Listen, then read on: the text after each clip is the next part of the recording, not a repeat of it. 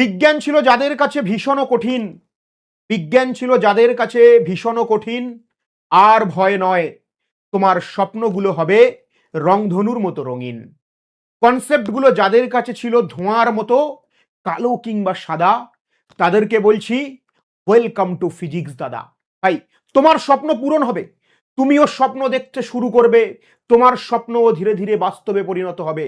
আমার স্বপন কিনতে পারে এমন আমির কই, আমার জলছবিতে রং লাগাবে এমন আবির কই। ভাই, তোমার স্বপ্ন পূরণ করব আমরা, তোমার স্বপ্ন পূরণ করব আমরা।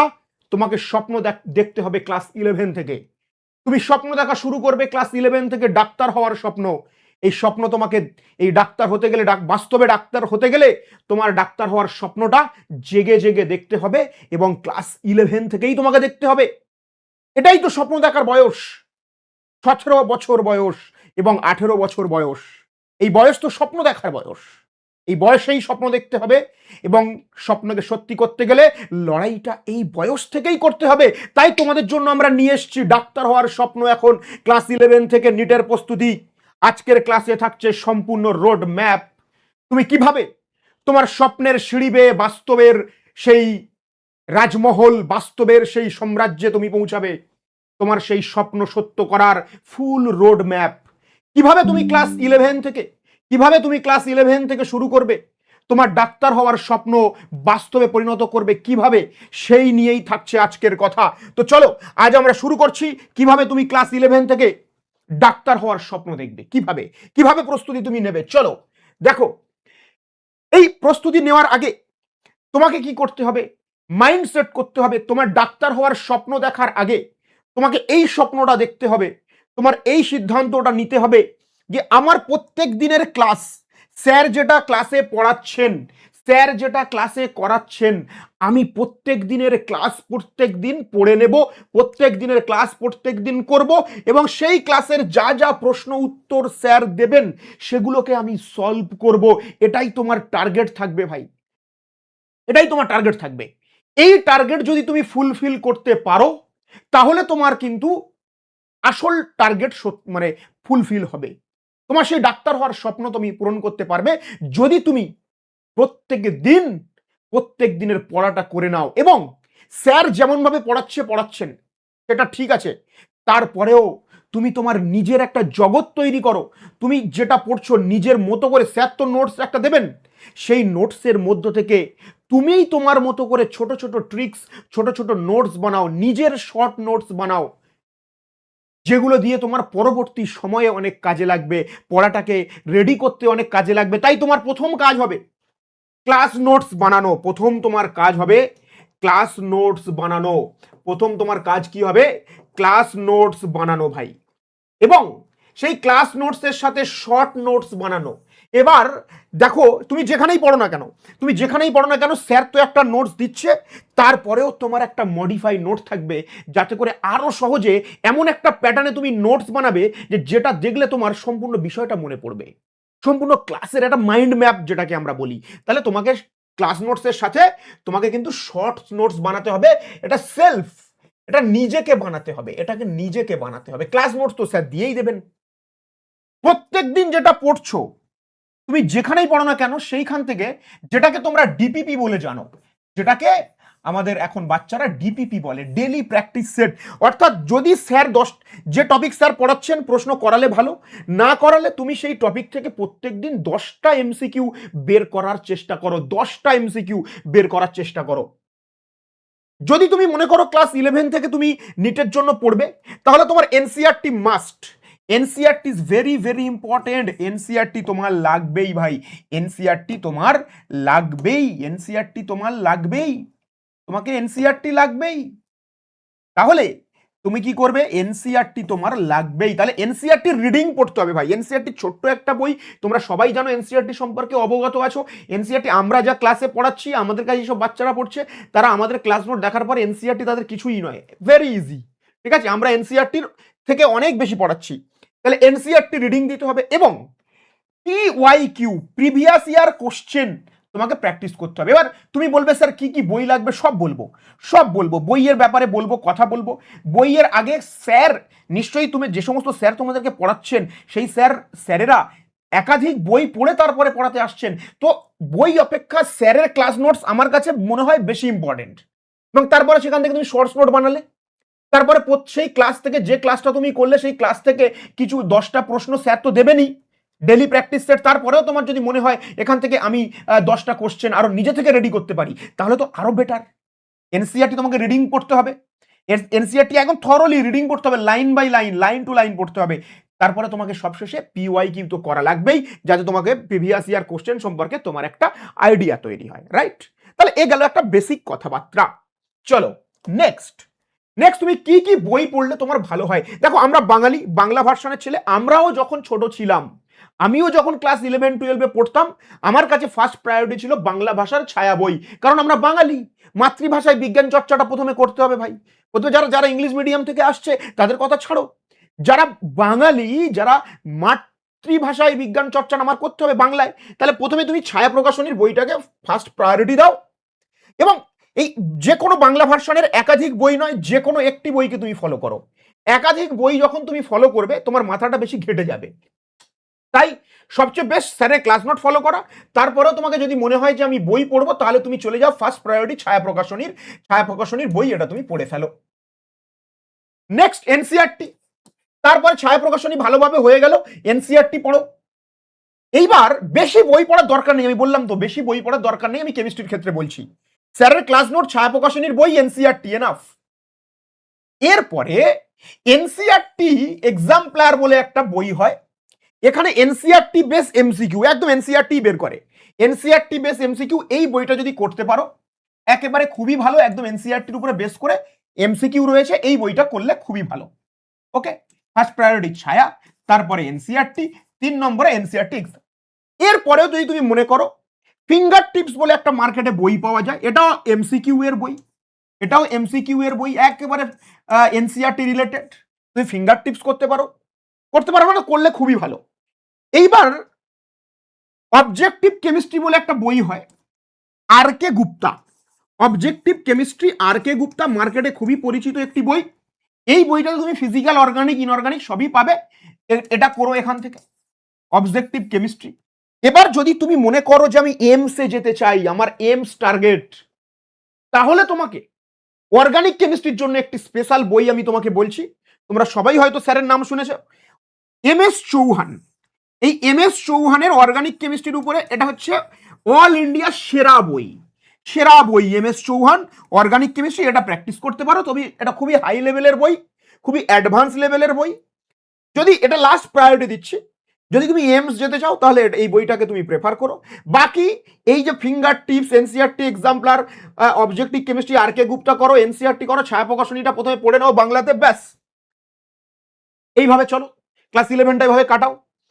পরের সেমিস্টারে নতুন করে কিছু প্ল্যান দেওয়ার নেই, সেম প্ল্যানে চলবে। যদিও এখন এই সেমিস্টারে অর্গানিক কেমিস্ট্রি তোমাদের নেই, পরের সেমিস্টারে অর্গানিক কেমিস্ট্রি আছে, তো অসুবিধা নেই, একসঙ্গে বলে দিলাম এই বইগুলো পড়া উচিত বলে আমার মনে হচ্ছে।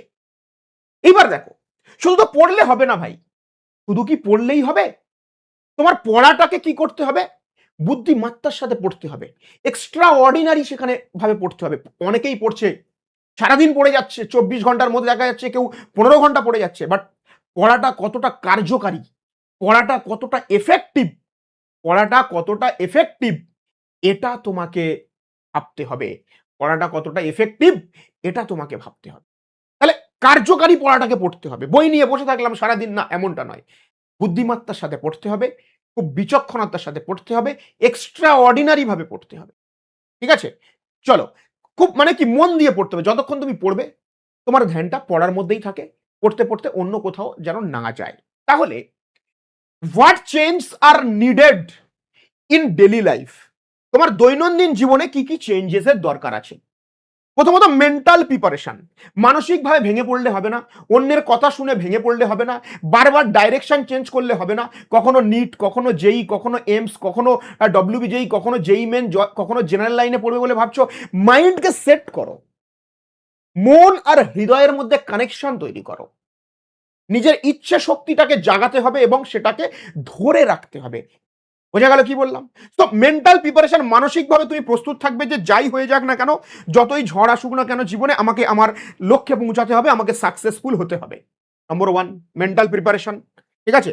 নম্বর 2, তাহলে এটা তোমার হয়ে গেল mental preparation. Next, correct direction. একটা পড়াশোনা করতে গেলে একটা নির্দিষ্ট ডাইরেকশনের প্রয়োজন হয়, মানে ওই যে কথাটা আগে বললাম ওটাই, যে তোমার যেন ডাইরেকশন চেঞ্জ না হয়। তুমি মানসিকভাবে তুমি শক্ত থাকতে হবে যে আমি, আমার যে কোনো বাধা বিপত্তি আসুক আমি কখনো পিছিয়ে যাব না, কখনো ভেঙে পড়বো না, এটা যেন মানে মাথায় থাকে। নেক্সট হচ্ছে ডাইরেকশন যেন চেঞ্জ হয়ে যায় না, কখনো নিট ভাবছো কখনো যেই ভাবছো, এই বিষয়টা যেন না হয়। তোমার যেন নির্দিষ্ট ডাইরেকশন ঠিক থাকে, তোমার টার্গেট ঠিক থাকে। তুমি যদি একটা জায়গায় দাঁড়িয়ে তোমার যদি টার্গেট 4টে থাকে যে আমি 4টে জায়গায় যাবো, তুমি কোথায় যাবে বুঝতে পারবে না, শেষে কোথাও পৌঁছাতে পারলে না। সো ডাইরেকশন ঠিক রাখা মোস্ট ইম্পর্টেন্ট। কনসিস্টেন্সি ভাই, এটাকে আমি মারাত্মক লেভেলের ইম্পর্টেন্ট দেব। কনসিস্টেন্সি, ধারাবাহিকতা। ধারাবাহিকতা কি? যে আমি একদিন খুব ইচ্ছা হলো কিছু শর্টস ভিডিও, রিলস ভিডিও দেখে মোটিভেট হয়ে গেলাম, একেবারে পড়াশোনা করে ফেললাম সেই দিন 20 ঘন্টা, 4 ঘন্টা ঘুমালাম, খাওয়া দাওয়া করলাম, বা 15 ঘন্টা পড়লাম, বাকি তারপরে এক সপ্তাহ বইয়ের পাতা খুললাম না। তো এটাকে কনসিস্টেন্সি বলে না।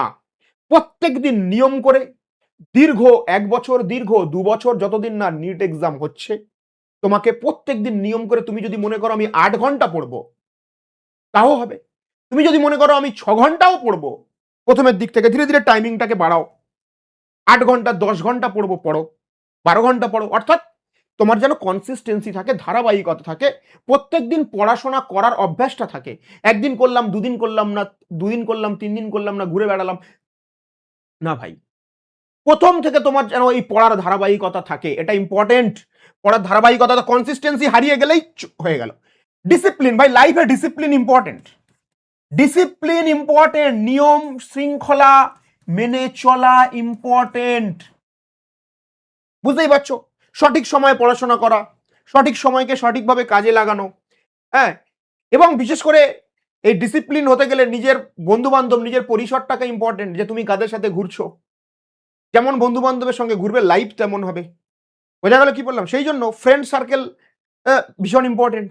তো ডিসিপ্লিন মানে বুঝতে পারছো, একটা নির্দিষ্ট নিয়মের মধ্যে চলা, বেফালতু জীবনযাপন নয়। রাত 1টা পর্যন্ত জেগে আছো, 2টো পর্যন্ত জেগে আছো, হয়তো অনেকে পড়াশোনা করো, আমি বলবো তো বেশি রাত জেগে না পড়াই ভালো। যে একটা নির্দিষ্ট সময় পড়াশোনা করো, এবং জীবনে মনে হলো, ইচ্ছা হলো আজকে ঘুমিয়ে নিলাম 12 ঘন্টা, নির্দিষ্ট নির্দিষ্ট সময়ে খাওয়া দাওয়া করো, পড়াশোনাটা শিডিউল বানাও, যে আমি সকালে 2 ঘন্টা বা 3 ঘন্টা পড়বো, পড়ে স্কুলে যাব, স্কুল থেকে এসে আমি রেস্ট করব, করে খাওয়া দাওয়া করব, সন্ধ্যায় আবার পড়তে বসবো, ক্লাস থাকলে ক্লাস করব। একটা নির্দিষ্ট শিডিউল বানাও। এবার তুমি বলবে যে স্যার আপনি একটা শিডিউল বানিয়ে দিন। না ভাই, তোমার জীবন, তোমার লাইফ, তোমার যখন যেটা পড়তে ভালো লাগছে তুমি সেটা পড়ো, এবং খেয়াল রাখো যেন তোমার প্রত্যেক দিন সমস্ত সাবজেক্টের সঙ্গে দেখা হয়, প্রত্যেক দিন ফিজিক্সের সঙ্গে দেখা হয়, প্রত্যেক দিন কেমিস্ট্রির সঙ্গে দেখা হয়, প্রত্যেক দিন বায়োলজির সঙ্গে যেন দেখা হয়। কাউকে তুমি বিমুখ করো না, কাউকে তুমি নিরাশ করো না। প্রত্যেকটা সাবজেক্ট তোমাকে, যেগুলো তোমার মেন সাবজেক্ট ফোকাস করার দরকার, সেগুলো যেন প্রত্যেক দিন কিছুক্ষণ হলেও 2 ঘন্টা করে হলেও পড়ার দরকার। বোঝা গেল কি বললাম? তো প্রত্যেকটা সাবজেক্ট 2 ঘন্টা করে যদি তুমি পড়ো, ফিজিক্স কেমিস্ট্রি বায়োলজি, তাহলে 6 ঘন্টা। 1 ঘন্টা করে যদি বাড়াও বা 30 মিনিট করে বাড়াও, তাও 8 ঘন্টা বা 7.5 ঘন্টা। তো ম্যাথ করবে তোমার সময় মতো, যেহেতু আমি নিটের জন্য বলছি তাই ম্যাথের কথা বলছি না। তো প্রত্যেক দিন যেন 2 থেকে 2.5 ঘন্টা করে এই 3টে সাবজেক্ট পড়া হয়, ডিসিপ্লিন করে, নির্দিষ্ট নিয়ম মেনে। খাওয়া দাওয়া করো ঠিকঠাক সময়ে, শরীরকে সুস্থ রাখো। শরীর সুস্থ থাকলে তবেই মন ভালো থাকবে, মন ভালো থাকলে তবেই তোমার পড়াশোনা ভালো হবে। তো চলো, আশা করি তোমাদের এই রোড ম্যাপটা কেমন লেগেছে কমেন্ট বক্সে জানাবে। যদি ভালো লেগে থাকে বন্ধুদেরকে শেয়ার করবে। দেখা যাক তোমাদের জন্য আরো কিছু করতে পারি কিনা, এই ভিডিওর ফিডব্যাক কেমন আসে দেখা যাক। তারপরে আমি আবারও তোমাদেরকে ক্লাস 11টা যারা মনে করছো যে এই যে কথাগুলি বললাম, এভাবে তুমি যদি এগোও, তোমার 11ও হবে, সাথে সাথে 12ও হবে। এমন নয় যে নিটের জন্য আলাদা কোনো সিলেবাস আছে, 11এরও থিওরি যা, নিটেরও থিওরি তাই। তোমরা অনেকেই অনেক জায়গায় পড়ছো নিশ্চিতভাবে। তো আমি বলছি না কেউ খারাপ, প্রত্যেকের মতো করে চেষ্টা করছে তোমাদেরকে সাকসেসফুল বানাতে, তোমাদেরকে ভালো জায়গায় পৌঁছে দিতে। তো আমরাও চেষ্টা করেছি যাতে করে তোমাদের স্বপ্নটাকে বাস্তবে পরিণত করা যায়। তাই তোমরা জানো, প্রত্যেকে ফিজিক্স দাদা অনলাইন প্ল্যাটফর্মে কিন্তু বিভিন্ন ব্যাচ রয়েছে। যেমন এখন যেমন ক্লাস 11-এ তোমরা পড়ছো, নবীন স্যারের ফিজিক্স ক্লাস রয়েছে। যদি মনে করো যে আমাদের কাছ থেকে ক্লাস 11 থেকেই নিটের জন্য তোমরা প্রস্তুতি নেবে, ক্লাস 11 থেকেই নিটের জন্য তোমরা প্রস্তুতি নেবে, তাহলে বোর্ডের সাথে সাথে নিট যেইর জন্য প্রস্তুতি নেবে, তাহলে নবীন স্যারের ব্যাচ রয়েছে, তোমরা নবীন স্যারের ব্যাচ নিতে পারো, একসঙ্গে কম্বো ব্যাচ নিতে পারো। দেখো কেমিস্ট্রি ব্যাচ রয়েছে, আমার ক্লাস রয়েছে, ইঞ্জামুল স্যারের ক্লাস রয়েছে, আমরা দুজন মিলে তোমাদের জন্য অক্লান্ত পরিশ্রম করছি। ঠিক আছে, তোমার যদি মনে হয় যে আমরা এখান থেকে স্কুল বোর্ডের সাথে সাথে নিট যেইর প্রস্তুতি নেবো, তাহলে আমাদের ব্যাচ জয়েন করতে পারো ক্লাস 11-এর। এবং এখানে কম্পিউটার সায়েন্সেরও ক্লাস রয়েছে, এটা যদিও নিট যেইর জন্য নয়, তবুও যাদের কম্পিউটার রয়েছে তারা যদি মনে করো যে স্যার আমরা এখানে জয়েন করতে চাই কম্পিউটারের ক্লাস, সেটাও করতে পারো, ব্যাচ জয়েন করতে পারো। ম্যাথের আলাদা ব্যাচ রয়েছে, ম্যাথের জন্য আলাদা ব্যাচ রয়েছে, আমাদের সৌরভ স্যার রয়েছেন ম্যাথের জন্য। হ্যাঁ, ইংলিশেরও ক্লাস রয়েছে, ইংলিশেরও ব্যাচ রয়েছে, ইংলিশ ব্যাচ যদি নিতে চাও নিতে পারো। বাংলাও রয়েছে, বিভিন্ন ব্যাচ এখানে কিন্তু রয়েছে। এবং বিশেষ করে বায়োলজিরও ব্যাচ রয়েছে, যদি মনে করো যে স্যার আমরা এখান থেকেই শুরু থেকে নিটের জন্য স্কুল বোর্ড প্লাস নিটের জন্য বায়োলজি স্টাডি করতে চাই, তাহলে এখান থেকে কিন্তু তোমরা ব্যাচ বাই করতে পারো, পারচেস করতে পারো। আমরা প্রথম থেকেই তোমাদের জন্য দেখতেই পাচ্ছ প্লে স্টোরে ফিজিক্স দাদা অ্যাপ রয়েছে। এবং দেখো এটা যদি পুরানো 50K ডাউনলোড দেখাচ্ছে, আপাতত তুমি যদি এখন ফিজিক্স দাদা অ্যাপ প্লে স্টোর থেকে ডাউনলোড করো, দেখবে 1 লক্ষ স্টুডেন্ট এরা ডাউনলোড করেছে। দেখতেই পাচ্ছ ব্যাচের এরকম অ্যাপের মধ্যেই দেখতে পাবে যে ক্লাস 10-এর ব্যাচ রয়েছে, ক্লাস 11-এর ব্যাচ রয়েছে, ক্লাস 12-এর ব্যাচ রয়েছে। এবং তুমি এখান থেকে যে ক্লাসে পড়ছো না কেন, ক্লাস 11 হলে এখানে ক্লিক করলে দেখবে ক্লাস, এটা 12-এর ব্যাচ, যদিও এটা ক্লাস 12-এর ব্যাচ, সুদর্শন ব্যাচ, ক্লাস 12-এর ব্যাচ। এখান থেকে দেখতেই পাচ্ছ কম্বো ব্যাচ রয়েছে 2258 টাকা, অফার দিয়ে 2199 সুদর্শন ব্যাচ। আচ্ছা সারথী ক্লাস 11-এরও ব্যাচ রয়েছে এরকম ভাবে। আচ্ছা 11-এর ব্যাচটা আমি এখানে নেওয়া হয়নি, 11-এরও দেখবে ব্যাচ রয়েছে, সেখানে তুমি কম্বো ব্যাচও নিতে পারো, physics chemistry math, physics chemistry বায়োলজিও নিতে পারো। একই রকম ভাবে ক্লাস 12-এরও ব্যাচ চলছে, এখন অফার চলছে আমাদের, আগে এটা 2500-এর কাছে ছিল, এখন দেখো অফারে চলছে 1999 টাকা, 2000 টাকায় তুমি ফিজিক্স কেমিস্ট্রি ম্যাথের ব্যাচ পেয়ে যাবে। কি বললাম বোঝা গেল? তো যদি তোমার মনে হয় যে স্যার না আমরা ফিজিক্স কেমিস্ট্রি বায়োলজি 2299 টাকা, এছাড়াও তুমি আলাদা আলাদা করে ব্যাচ পারচেস করতে পারো। এখানে আমরা একেবারে শুরু থেকে ক্লাস 11 থেকে এবং যারা ক্লাস 12-এ পড়ছো তাদের জন্য আমরা চেষ্টা করছি যাতে করে শুরু থেকে বোর্ড এবং নিট দুটোকেই কভার করা যায়। তো তোমার যদি মনে হয় যে স্যার ফিজিক্স দাদা অনলাইন প্ল্যাটফর্ম থেকে আপনাদের কাছে আমি পড়তে চাই, তাহলে আর দেরি না করে প্লে স্টোরে যাও, ফিজিক্স দাদা অ্যাপ ডাউনলোড করো এবং আমাদের সঙ্গে চলো সবাই একসঙ্গে মিলে তোমাদের স্বপ্ন সত্য করার লড়াইটা করি। অবশ্যই ভিডিওটা যদি ভালো লাগে, উপকৃত হও, বন্ধুদেরকে শেয়ার করো। চলো আজকের এই পর্যন্ত, দেখা হবে নতুন কোনো ভিডিওতে। জয় হিন্দ।